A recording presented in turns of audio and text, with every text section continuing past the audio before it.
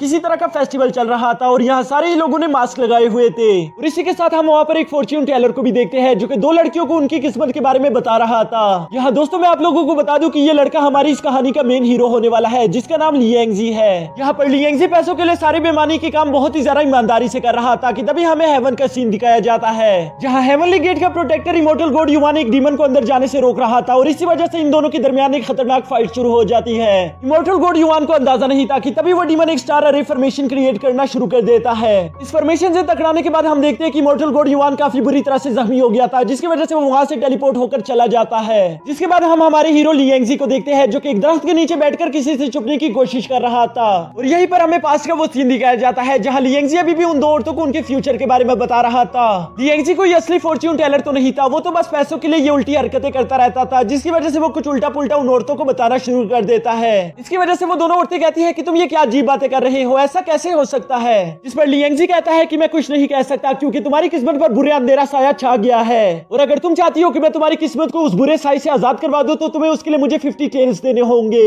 ये सुनकर तो वो औरत डर के मारे मान ही गई थी, लेकिन तभी वहां पर एक ग्रुप की एंट्री होती है जिनको लियांगजी की इन हरकतों के बारे में मालूम था, तो इसलिए वो लोग लियांगजी के पीछे भागना शुरू कर देते हैं ताकि वो उसे पकड़कर अच्छा मजा सिखा पाए। इसी के साथ सीन शिफ्ट होकर प्रेजेंट में आ जाता है जहां लियांगजी एक दरख्त के नीचे बैठकर कह रहा था भला मैं क्या ही गलत कर रहा हूँ। वो कहता है कि मैं अपनी 6 इंच की लंबी जबान का इस्तेमाल करते हुए सारे बेईमानी के काम इतनी ज्यादा ईमानदारी से करता हूँ, लेकिन इसके बावजूद भी लोग मुझे शांति से जीने नहीं देते, आखिर मेरा क्या कसूर है। जिसके साथ ही लियांगजी गुस्से के साथ उस दरख्त को हिट करता है और उससे हिट करते ही अचानक से उसके सर पर एक स्टेम गिर गया था। वो स्टेम को जैसे ही जमीन से उठाता है तभी उसके पीछे एक पोर्टल ओपन हो गया था जिससे इमोर्टल गॉड युवान निकल कर बाहर आ जाता है, लेकिन वो काफी ज्यादा जख्मी हालत में था जिसकी वजह से वो वहीं पर बेहोश हो जाता है। इसके बाद हम देखते हैं कि लियांगजी उसे अपने साथ उठाकर एक गुफा के पास ले आया था जहां वो उसका अच्छे से इलाज करता है। इमोर्टल गॉड युवान के होश में आने के बाद वो सवाल करता है कि आखिर मैं किस जगह पर मौजूद हूँ, जिस पर लियांगजी उसे सारा कुछ बता देता है और साथ ही साथ लियांगजी बताता है कि आप मुझे जंगल में जख्मी हालत में मिले थे जिसकी वजह से मैं आपको उठाकर यहाँ पर ले आया। इमोर्टल गॉड उसकी ये सारी बातें सुनने के बाद अपनी हालत देखता है कि वो तो बुरी तरह से जख्मी हो चुका था, यानी कि वो अपनी पावर्स को अब इस्तेमाल नहीं कर सकता, इसलिए उसे अपनी पावर्स किसी और को पास करनी होगी और अब उसके सामने कोई और चारा भी नहीं सिवाय लियांगजी के।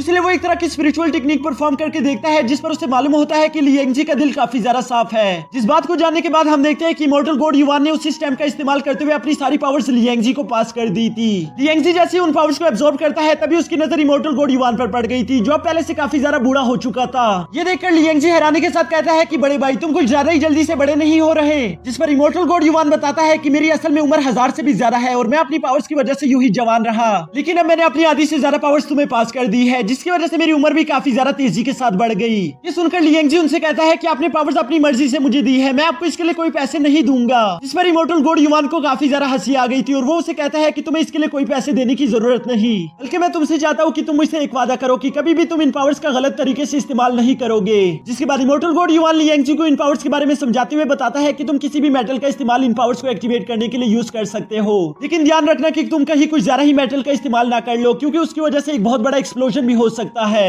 ये सुनकर तो लियांगजी काफी ज्यादा डर गया था और वो उससे डरते हुए कहता है कि ये तुमने मुझे किस तरह की पावर्स दे दी जिससे मेरी जान भी जा सकती है, अभी के अभी इन्हें वापस ले लो। लेकिन जैसे ही वो अपने सामने देखता है इमोर्टल गॉड युवान वहां पर नहीं था। इसके बाद उसे एक आवाज सुनाई देती है कि अगर तुम्हें अपनी पावर्स के बारे में सीखना है तो तुम्हें टियानमेन सिटी चले जाना चाहिए जहाँ मेरे जानने वाला एक आदमी है, वो तुम्हें इन पावर्स के बारे में अच्छे से सिखा देगा। ये जानने के बाद लियांगजी के पास अब कोई और रास्ता नहीं बचता, तो इसलिए वो फौरन से टियानमेन सिटी की तरफ निकल गया था जहाँ वो अपने रास्ते में देखता है कि एक बहुत बड़ा स्नेक एक क्यूट से फेरी फॉक्स पर हमला कर रहा था। ये देखकर लियांगजी फर्स्ट टाइम अपनी पावर्स का इस्तेमाल करते हुए उसे बचाने की कोशिश करता है, लेकिन इस हमले के दौरान वो खुद ही जख्मी होकर बेहोश हो गया था। यहाँ बेहोश होने के बाद हम देखते हैं कि लियांगजी को अपनी पास का एक विजन दिखाई देता है जहाँ उसकी बाहों में एक लड़की मर रही थी, चारों तरफ आग ही आग और तबाही मची हुई थी। जिस पर वो लड़की लियांगजी से कहती है कि इसमें तुम्हारी कोई गलती नहीं, और ये कहते साथ ही उसने अपना दम तोड़ दिया था। जबकि यहाँ बाहर हम रियल वर्ल्ड में देखते हैं कि वो फेरी फॉक्स तो काफी ज्यादा पावरफुल थी क्योंकि उसने उस डीमन स्नेक को मार दिया था। इसके बाद वो फेरी फॉक्स लियांगजी को भी हील करके जगा देती है क्योंकि लियांगजी ने भी उसकी मदद करने की कोशिश की थी। तो ये सब करने के बाद हम देखते हैं कि फेरी फॉक्स वहां से जाने लगी थी कि तभी लियांगजी उसे रोकते हुए कहता है कि प्लीज मेरे सफर में मेरा साथ दो क्योंकि मैं टियानमेन सिटी की तरफ जा रहा हूँ और मुझे पता है कि रास्ता कितना ज्यादा खतरनाक है, तो अगर तुम मेरी मदद करोगी तो ये काफी ज्यादा अच्छा होगा। इस पर पहले तो वो फेरी फॉक्स नहीं मान रही थी, लेकिन लियांगजी बच्चों की तरह रोना शुरू कर देता है जिसकी वजह से आखिरकार उस फेरी फॉक्स को मानना पड़ा।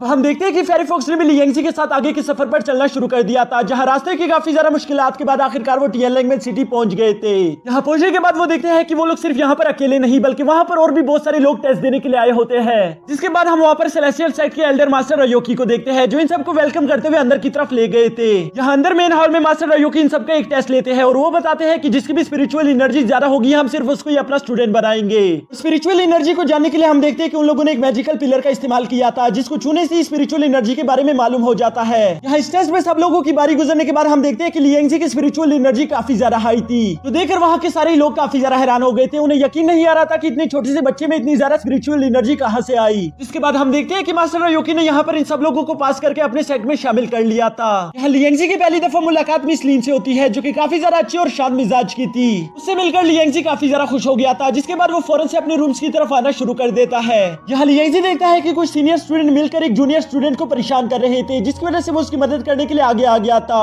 लियांगजी उनसे कहता है कि यहीं पर रुक जाओ, नहीं तो मुझसे बुरा कोई नहीं होगा। वो ये कह ही रहा था कि तभी उनमें से एक लड़की जिसका नाम मिजुई था उसकी नजर फेरी फॉक्स पर पड़ जाती है, जिससे वो काफी ज्यादा क्यूट लग रही थी। इसी वजह से वो अपने साथियों से कहकर लियांगजी से फेरी फॉक्स को छीनने की कोशिश करती है, लेकिन लियांगजी वो देना नहीं चाहता था। इसलिए वो उन बुली से फाइट करके उन लोगों को अच्छा मजा चगाते हुए वहां से अपने रूम्स की तरफ चला जाता है। इसके बाद हम रात का सीन देखते हैं जहाँ लियांगजी अपने रूम में सो रहा था कि तभी फेरी फॉक्स उसके पास आकर बैठ जाती है। और यहाँ पर हम एक बहुत ही हैरानकुन चीज देखते हैं कि अचानक से वो फेरी फॉक्स एक बहुत ही खूबसूरत लड़की में बदल गई थी। यहाँ वो लियांगजी को आवाज देकर उठाने की कोशिश करती है, लेकिन जब तक लियांगजी की आंख खुलती है वो दोबारा से फॉक्स बन चुकी थी। जिस पर लियांगजी उससे कहता है कि सो जाओ, इतनी ज्यादा रात हो चुकी है, लेकिन फेरी फॉक्स सोना नहीं चाहती थी। वो लियांगजी को इशारा करते हुए खुद को फॉलो करने के लिए कहती है, जिस पर लियांगजी को मजबूरन उसे फॉलो करना ही पड़ा। और हम देखते हैं कि फेरी फॉक्स लियांगजी को एक पहाड़ी पर ले गई थी जहाँ की स्पिरिचुअल एनर्जी काफी ज्यादा हाई थी। ये देखकर लियांगजी वहाँ के एक स्टोन पर बैठकर कल्टीवेशन करना शुरू कर देता है, जिसकी वजह से उसे काफी ज्यादा तकलीफ हो रही थी। यहाँ की स्पिरिचुअल एनर्जी लियांगजी के लिए फर्स्ट टाइम में काफी ज्यादा थी, इसलिए वो उन सबको एब्जॉर्ब नहीं कर पा रहा था। जो देखकर फेरी फॉक्स फौरन से लियांगजी के गले लग जाती है ताकि वो एनर्जी इन दोनों में इक्वली डिवाइड हो सके। और इस तरह से हम देखते हैं कि लियांगजी यहाँ पर काफी देर तक कल्टीवेशन करते हुए अपनी पर्पल आइस की पावर्स को एक्टिवेट कर लेता है।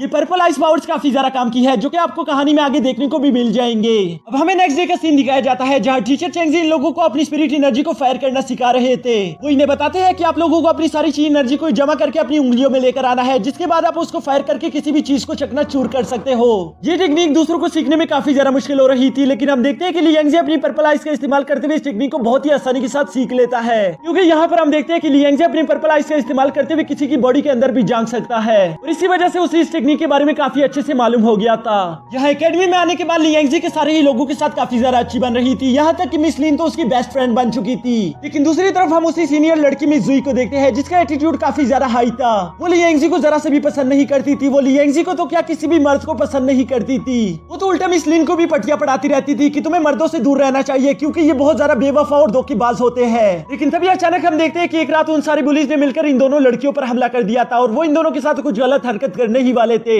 तभी लियांगजी वहां पर आ गया था और वो इन दोनों की जान बचा लेता है, जिसके बाद हम देखते हैं कि मिस जुई लियांगजी को दोबारा से थोड़ा थोड़ा पसंद करने लगी थी। वो अपने हाई एटीट्यूड के बावजूद भी लियांगजी की मदद करने के लिए उसे बताती है कि हमारे अगले टेस्ट के लिए हमें कुछ बीस्ट को मारना होगा ताकि हम उनमें से डीमन पिल्स निकालकर यहाँ ला सके। हर बार टियरलैंग सिटी में ये टेस्ट लिया जाता है और अब तुम लोगों से भी ये टेस्ट लिया जाएगा, इसलिए मैं कहती हूँ कि तुम्हें जितनी ज्यादा इन्फॉर्मेशन मिल सके सारे बीस्ट के बारे में इन्फॉर्मेशन कलेक्ट कर लो। लियांगजी उसका काफी ज्यादा शुक्रिया अदा करता है क्योंकि अब वो जानता था कि मुझे अगले इम्तिहान के लिए किस चीज की तैयारी करनी होगी। अब हमें कुछ दिनों बाद का सीन दिखाया जाता है जहाँ मास्टर चेंगजी इन सबको उस टेस्ट के लिए तैयार होने के लिए कह रहे थे और ये कहते साथ ही वो इन सबको एक तरह का टेलीपोर्टेशन पेपर भी दे देता है, जिसके बाद वो बताता है कि ये टेलीपोर्टेशन पेपर तुम लोगों को एक जंगल में टेलीपोर्ट कर देगा जहाँ बहुत सारे बीस्ट होंगे। तुम लोगों का काम यह है कि तुम्हें उन बीस्ट को मारकर उनके डीमन पिल निकाल कर यहाँ पर लाने होंगे और जिसके पास भी सबसे ज्यादा डीमन पिल्स होगी वही इस गेम का विनर होगा। इसके बाद टेस्ट शुरू हो जाता है और ये सारे लोग ही उस जंगल पहुंच गए थे जहाँ लियांगजी को तो काफी ज्यादा डर लग रहा था क्योंकि वो इससे पहले कभी भी किसी बीस्ट के साथ नहीं लड़ा। लेकिन तभी अचानक उसको यहाँ पर कुछ और सेट के लोग भी दिखाई देते हैं जो कि शायद यहाँ पर अपनी किसी कीमती चीज को ढूंढ रहे थे, लेकिन लियांगजी नहीं जानता था कि आखिर वो किस चीज की तलाश कर रहे हैं। यहाँ सीन शिफ्ट होकर मिस लीन पर आ जाता है जहाँ हम देखते हैं कि वो भी एक डेसिबल के साथ बीस्ट को ढूंढ रही थी। यहाँ थोड़ी देर बाद ये लोग एक फाइट स्कॉर्पियन बीस्ट के सामने पहुंच जाते हैं जो कि किंग लोंग लेवल का बीस्ट था,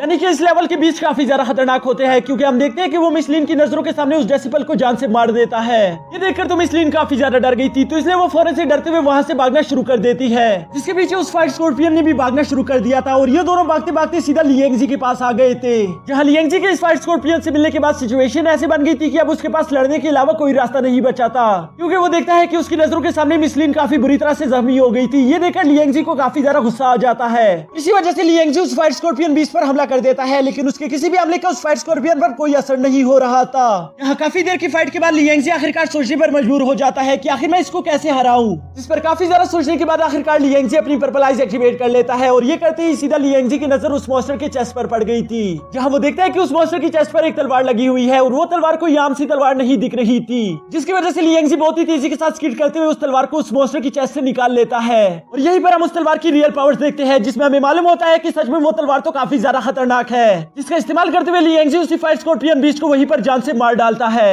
लेकिन उस स्कॉर्पियन बीस्ट को मारने के बाद हम देखते हैं कि अचानक से वहां पर एक बहुत बड़ा ब्लास्ट हो गया था, जिसकी वजह से लियांगजी काफी बुरी तरह से जख्मी हो जाता है। यहाँ लियांगजी काफी बुरी तरह से घायल होने के बाद बेहोश हो गया था, जो देखकर फेरी फॉक्स को जरा सा भी अच्छा नहीं लगता, बल्कि वो दोबारा से अपनी लड़की की फार्म में आकर मिस लिन लियांगजी और लियांगजी की उस नई तलवार को उठाकर वापस सेट ले आती है। यहाँ सेट वाले लोग इन दोनों को यहाँ पर देखकर काफी ज्यादा हैरान हो गए थे, लेकिन वो काफी ज्यादा जख्मी होते हैं, तो इसलिए वो फौरन से उनको इलाज के लिए ले जाते हैं। अब यहाँ हम देखते हैं कि लियांगजी 3 दिन तक बेहोश रहने के बाद आखिरकार होश में आ ही गया था। इस पर मास्टर चेंगजी उससे सवाल करते हैं कि आखिर वहाँ पर क्या हुआ था जिसकी वजह से तुम्हारी और मिस लिन की ऐसी हालत हो गई। ये सुनकर लियांगजी उन्हें सारी बात बता देता है कि कैसे उन लोगों की एक बीस्ट के साथ फाइट हो गई थी, जिसको उन्होंने बड़ी मुश्किल के साथ हरा दिया था। मास्टर चेंगजी को तो ये सुनकर जरा सा भी यकीन नहीं आता कि आखिर इतने लो लेवल का लड़का इतने बड़े किंगलोंग लेवल के बीस्ट को कैसे हरा सकता है। लेकिन बात चाहे जो भी हो, उसे इस बात की खुशी थी कि उसके दोनों डेसिपल जिंदा और सलामत है। यहाँ इन सब के बाद लियांगजी उन्हें अपनी तलवार दिखाते हुए बताता है कि क्या आप इस तलवार के बारे में कुछ जानते हो। जिसे अच्छे से देखने के बाद मास्टर चेंगजी उसे बताते हैं कि नहीं, मैं इसके बारे में कुछ जानता तो नहीं, लेकिन ये काफी ज्यादा पावरफुल लग रही है,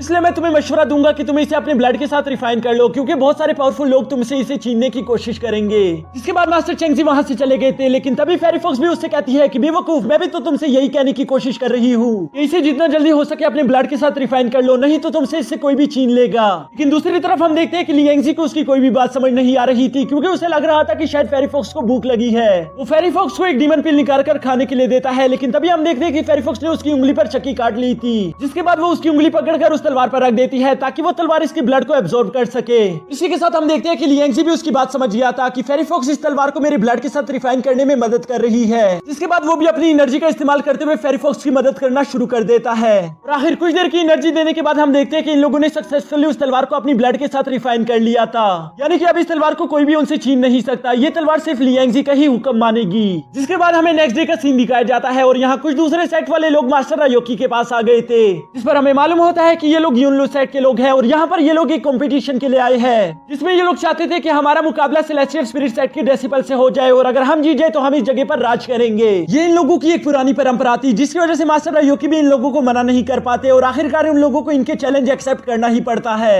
यहाँ मास्टर ग्वांटियन काफी ज्यादा खुश हो रहे थे, क्योंकि उनके हिसाब से वो लोग जीत जाएंगे, जिसके बाद उन्हें सेलेस्टियल स्पिरिट सेट भी मिल जाएगा। अब इसके बाद हमें कंपटीशन वाला दिन दिखाया जाता है, जहाँ एक तरफ सारे सेलेस्टियल स्पिरिट सेट के स्टूडेंट थे, जबकि दूसरी तरफ यूनलू सेट के स्टूडेंट खड़े होते हैं। लियांगजी के यूनलू सेट के स्टूडेंट्स को देखकर उसे याद आता है कि मैंने इन लोगों को उस जंगल में भी देखा था, पता नहीं ये लोग वहाँ पर किसी चीज की तलाश कर रहे थे, लेकिन उसे ये बात काफी ज्यादा नॉर्मल लगती है, जिसकी वजह से वो इन बातों पर ज्यादा ध्यान नहीं देता और फाइट करना शुरू कर देता है। यहाँ फाइट के दौरान हम देखते हैं कि यूनलू सेट के स्टूडेंट्स काफी ज्यादा खतरनाक थे, वो बुरी तरह से टियानमेन सिटी के स्टूडेंट्स को हरा देते हैं। सिर्फ लास्ट में लियांगजी उनके खिलाफ खड़ा हुआ दिखाई दे रहा था, जिसके बाद हम देखते हैं कि वो भी धीरे धीरे करके हारना शुरू कर देता है। ये देखकर मास्टर रायोकी अपने दिल में कहते हैं कि लियांगजी तुम ये कर सकते हो, मुझे तुम पर पूरा भरोसा है। जिसके बाद हम देखते हैं कि अब लियांगजी को भी काफी ज्यादा गुस्सा आ गया था, तो इसलिए वो अपनी फुल पावर्स का इस्तेमाल करते हुए उन तीनों डेसिबल्स को वहीं पर हरा देता है। यहाँ लियांगजी ने खुश होकर अपनी तलवार को हवा में लहराना शुरू कर दिया था कि तभी मास्टर ग्वांटियन की नजर भी उस तलवार पर पड़ जाती है, जिसे देखते ही फौरन से उन्होंने लियांगजी पर अटैक कर दिया था, लेकिन तभी मास्टर रायोकी बीच में आकर उसे वहीं पर रोक देते हैं। जिस पर मास्टर ग्वांटियन गुस्सा होते हुए कहते हैं कि वो स्वॉर्ड तुम्हें बिलोंग नहीं करती, तुम्हें अभी के अभी उसे वापस करना होगा। और इसी के साथ हमारी ये वीडियो यहीं पर